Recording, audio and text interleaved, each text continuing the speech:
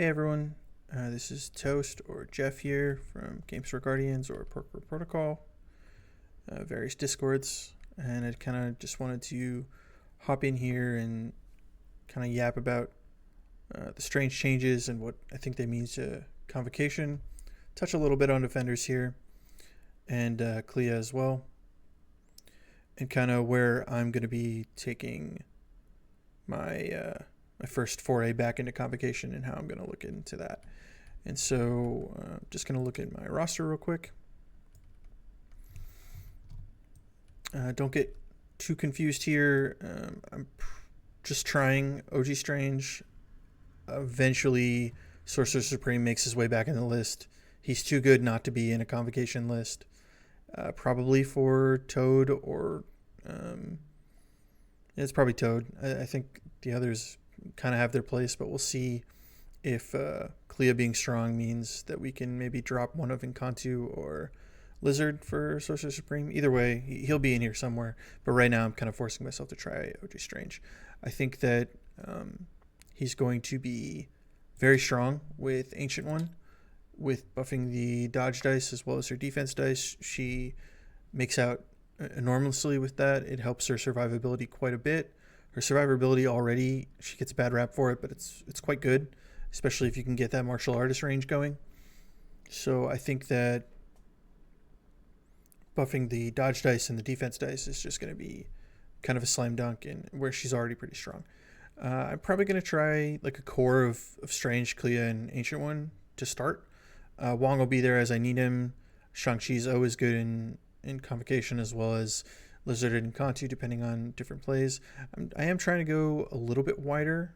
I think at some of the other threats you can probably not bring a Strange at all and do like an Ancient One, Clea, Voodoo, or drop Clea for Wong to go even wider, or at least not bring as much threat from Convocation. We'll see how that goes. Voodoo's definitely a very strong piece, and he's a nearly every game model, if not every game, so we'll see how this goes. But for right now, I'm going to be trying this quite a bit and see where we go. So already I've activated kind of a 17 of that over here, and I just grabbed Scoundrels because there's a couple things I want to showcase on Scoundrels, and I've grabbed a couple cards that I want to get into because I think there's some cool things that people aren't really doing right now that I think this change opens up. So yeah, I put Scoundrels down. I just have one of like a medium base, a small base, and a large base up here. And yeah, we'll get started. So first we're going to talk about kind of Strange and how this Pierce helps him with the shield. There was way too many times, and I'll add in a couple dice here, and we'll see how that goes. And there's way too many times where you were kind of stuck between choosing like one or the other. I think it's two, yeah. Choosing one or the other and not both. Kind of like a situation like this, where you're going up against a 3 defense model or maybe a 4 defense model, and they roll 2, you roll 2, and then you have your shield. And you're stuck thinking like, well, do I really need the power? Do I want to risk it and re-roll all here? I didn't get a crit, so it's going to be a 5 dice attack into what I already know is 2 successes. Do I think I can roll 3 here? It's a gamble. I don't really want to take it. I don't want to roll out of my shield for power. So now what this helps you do is it helps you guarantee that 1 damage, which is very, very huge for Strange, and gets you the push as well as the power. You're generating 2 power for only dealing 1 damage, which is just a net positive over your opponents in terms of resources. And I think it keeps like a profile of the character. The character is a support / defensive piece. He doesn't need that Wild Pierce, which really only becomes more effective in terms of dealing more damage when you're looking at like 3+, 4+, 5+. So it's cool to have Sorcerer Supreme Strange as this model that is more offensive, and then you have the defensive control type here with the heals and everything.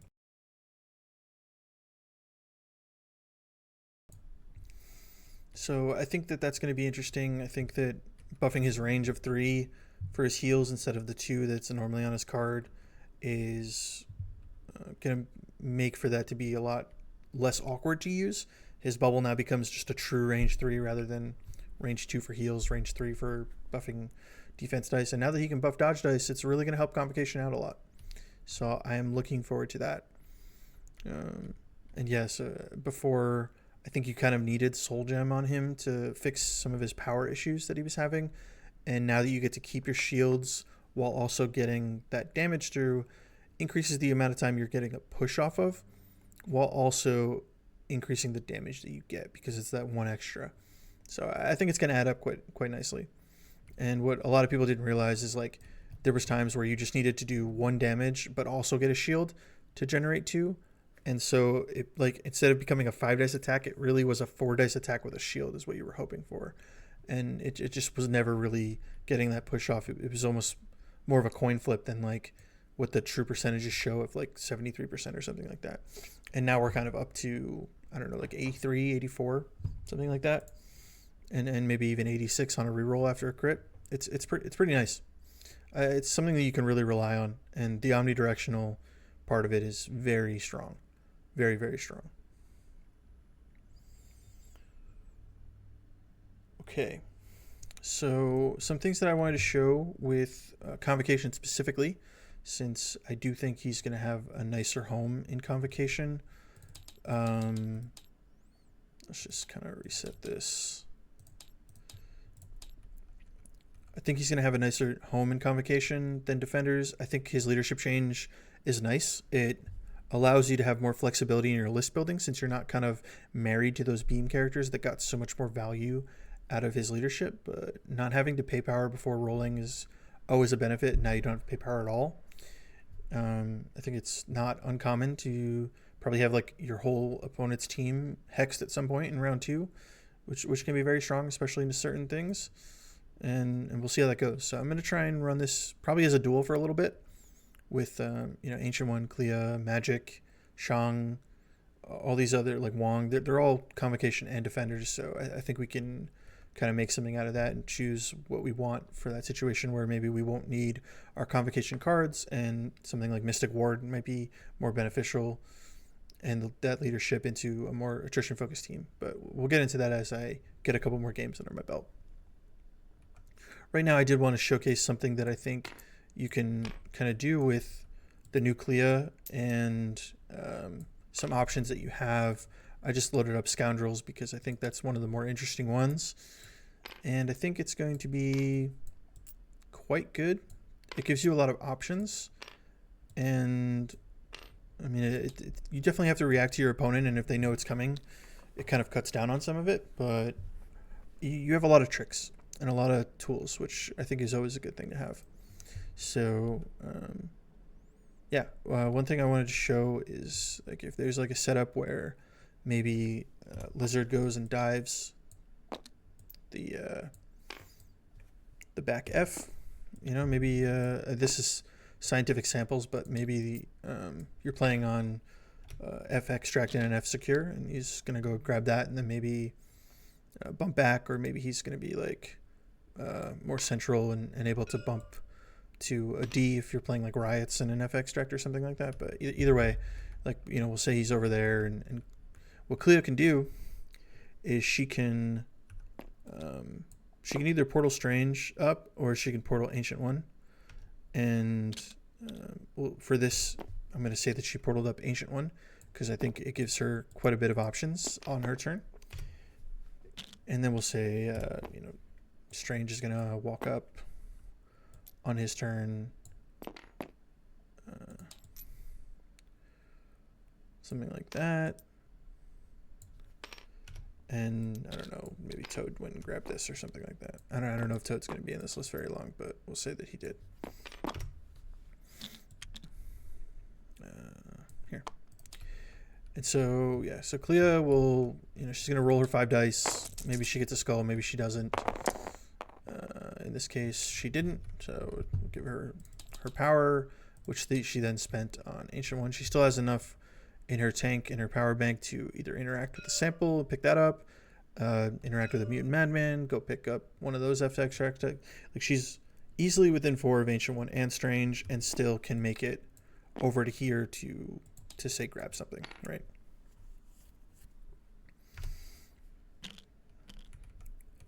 And now what we have is Strange up here after an action.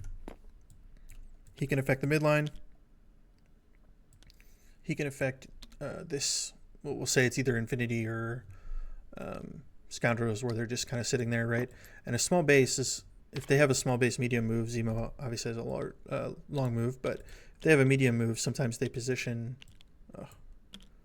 on the front here to make it in one move if they're going to like maybe charge in or something like that. And now Strange can kind of attack them first, or if they're just a little bit lazy on their placement, then he has that range to do that, which maybe some people aren't expecting with one medium move to get there and be able to do that.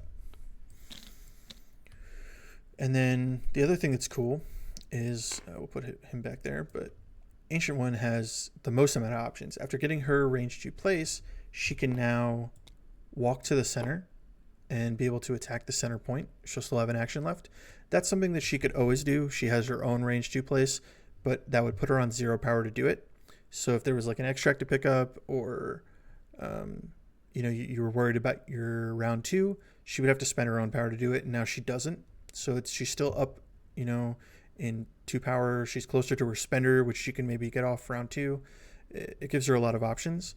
But also what you could do is you could commit your range to place after getting one from Clea, and then have a walk to over here and still have an action to attack someone over here.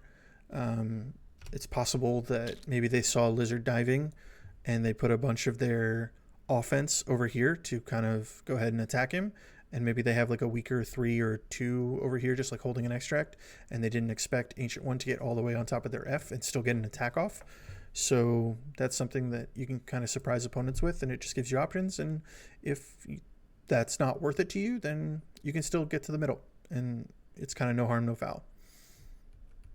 There's some other things you can do by teleporting Strange up and getting 2 actions, but that kind of requires people to sit on the midline, which maybe not for this quite scenario, but it could be either one. I think the Pierce really helps with Scoundrels to guarantee through cover, not guarantee, but through cover, it'll help get those pushes that normally you wouldn't really be able to get.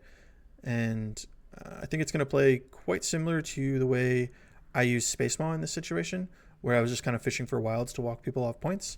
Now that Shield Pierce will help me guarantee that, not guarantee, but get that 1 damage to kind of push people around. I think it's going to be quite good. But what I wanted to talk about after that was, and maybe, I don't know, Cable went up there, and we'll just leave Hulk for now. Maybe he just walked to the center. I don't know. Doesn't really matter. Put him there. And so what you're going to be looking at for your turn 2, though, is this card Astral Ring. Some people in Convocation have been messing around with a little bit with it, but I still think it has quite a lot of potential, and I think Strange kind of unlocks that. So what I want to do is I wanted to show how strong it could be to open up with an Astral Ring on the top of 2, or really any turn, if you want to wait till later on when you can secure your points, but to help set up a bunker for you and just kind of affect the whole board whilst keeping Strange safe. He is super susceptible to displacement, so keeping him in the back kind of away, it's not guaranteed. Your opponent can always walk in and do it, but it helps tremendously. And while you're using Astral Ring, he can't be advanced or placed. He can still be pushed and thrown around, but those mystic attacks won't bother too much about him. He can't be like scalpeled away or something like that. So it's interesting to think about. It does take you out of your leadership, but hopefully you're not getting attacked since you're putting the Astral Ring token farther up. There is a question out on the forums. I don't know if many people know, but the way Astral Ring works is when you're contesting the ambush token with it, the attack still comes from you. So if I were to attack Hulk here, he actually would get cover, because even though the Astral Ring is saying that I contest this ambush token, it's not for the purpose of the attack. So they did just reword Astral Ring. Hopefully that ruling is changed, because I think that it would open up quite a bit more if I could place it on the point and not have to worry about cover. But this Astral Ring being so far forward actually helps you out quite a bit. You can, affect something like Zemo over here, who is placed, fairly neutral. You can even hit, maybe not quite Cable, but if they're positioned, a little bit off or something like that, like you still have a chance of hitting Cable here. You could definitely hit Hulk. And then the other big thing is if you position your Lizard correctly, I did not. He can be on the points and still be within like heal and defense dice buffing, obviously terrain dependent, but he can be, in range to be affected by Strange's superpowers as well as Ancient One is. And if, I don't know, Cable went and dove Clea, then he also could be pushed by Strange here with this Astral Ring. It just gives you like a ton of range on your attacks, and your superpowers can now cover more of the board, which I think is pretty good. I think it's strong. And then you can also do something that's probably more cute than good, but something I want to mess around with maybe going a little bit wider in some of these situations with, let's see if we have it. Book of Cagliostro.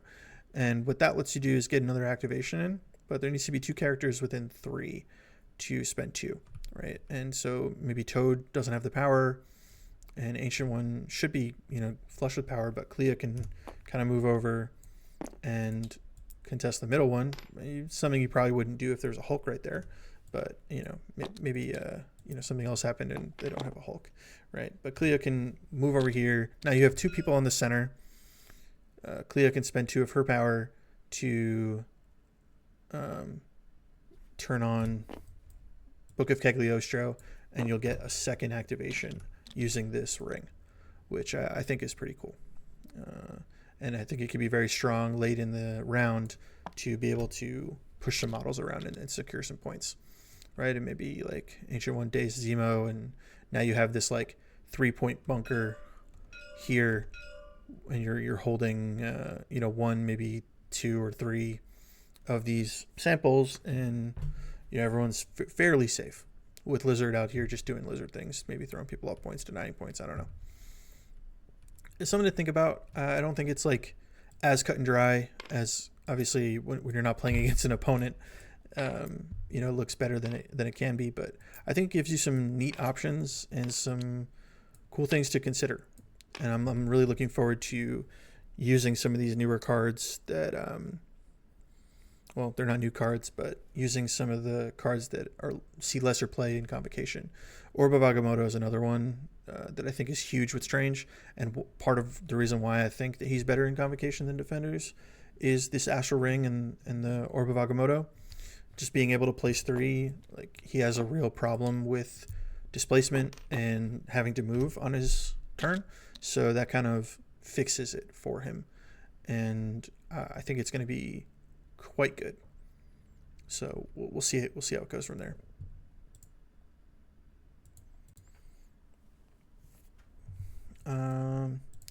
I think there's a couple other things that I wanted to talk about just with like power breakdowns. So something like if you start with 0 power, maybe you spent it all, right? You get 1 from the power phase. Now you're much more likely to get your shield and 1 damage through. And what this lets you do is it lets you kind of fuel that heal that you might need off of 1 attack. It'll let you fuel an Orb of Agamotto that you might need to do. So something like getting 1 attack with a shield, pushing a model, and then spending 3 for Orb of Agamotto to then place yourself up even further, and maybe attacking over here more consistently, on a non-Astral Ring turn. Like there's a lot that you can do that getting that 2 power more consistently will unlock for you. And I think that that's going to be pretty huge going forward, and seeing how far you can kind of stretch his power gain without needing that soul gem, so that you could save the threat to be used elsewhere. Without the E-maps, I don't think soul gem gets as much value. There are some more squished in ones, but I just don't know if it's worth it. And maybe there's something cute where you use Soul Strange and Sorcerer Supreme Strange, and then you have like a 5-threat Strange and a 6-threat Strange for different outcomes. But I'm going to be trying them out as 5 for now and just seeing how far I can take this kind of trio of Clea, Ancient One, and OG Strange, and kind of mix and match Clea with other options. I don't think you really ever want to run Wong in Clea. I think it's a little bit too much of a support, kind of like you never really wanted to run Wong in Mordo. It was too much. Mordo kind of came out as like a 3-point Wong, like a 3-point support piece, and I think that's kind of where Clea is. If you need a little bit more offense, Magic's always right there. She's always been good in Convocation, getting an extra health on her front side, and Incinerate Immune it's only going to help her. I don't think the Hex matters too much on her gainer, but maybe if you do run her and Clea, and she's adding dice, maybe it's a little bit more effective. I'm not sure. But the other thing I wanted to talk about with Strange that I think a lot of people don't know, it didn't get changed, but his spender is like really good. Sorry, his spender is really good. It's almost too good. Like it's kind of obnoxious. For 4 power, you just auto stagger them within 3. It's a 6 dice mystic attack, so it packs quite a bit of a punch. Maybe not as much as other 5-threat spenders, but it still packs a punch. And it has this like Yahtzee in there of like activating somebody, which is always a strong effect. If there was something like their Hulk here or something like that, and you could go ahead and go into them, and maybe Ancient One has power to pay for plane, and all of a sudden you're activating their Hulk at the top of round 2, and then he's already playing, so your Clea or your Magic, your Ancient One can kind of just turn around and burn him down. That could be something that's very, very good into Kaijus, which we'll see how that goes. Immortal Hulk, probably not as much. He has that 5 Mystic defense, but you never know with full rerolls. A lot of things can happen. So I think there's a lot to be said there. Just activating someone that's like 5 or 6 threat for a round is pretty crazy. And even without playing, you have like 2 shots at a 25% chance or something along those lines. So I think it can be pretty obnoxious for your opponent. And if they're not within range 3, but they're within range 4, you can always push them into range 3 with your first attack, and then kind of hope for the activated trigger there. But even if going for that activated trigger, you end up staggering them, that's still a pretty good consolation prize. The other thing I wanted to mention with Strange that I think is pretty cool interaction with Astral Ring is if someone with a medium base, it doesn't really work with smaller bases, but if someone with a medium base is not within 4, but within 5, so we'll do this, they're just within 5, then you can kind of extend your threat range with an Astral Ring so that they're within 4 of that.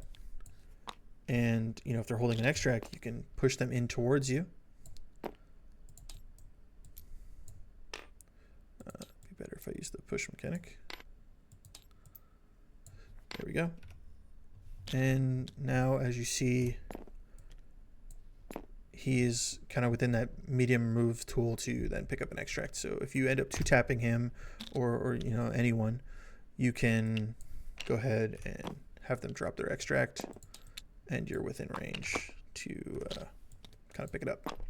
So that was something cool that I thought was a good shout, because someone might be just like range 5 thinking that they're kind of safe from Strange. Maybe he's only going to get to move and make 1 attack into him, but this Astral Ring kind of projects it outward. He'll be on a point if he's, if you can get it onto one, so you don't have to like worry about moving to a point, and you can still kind of bring them in to pick up that extract, because when you're picking up extracts under Astral Ring, this changes how you can test secures, but it doesn't change how you pick up extracts. They still need to be within 1 of you.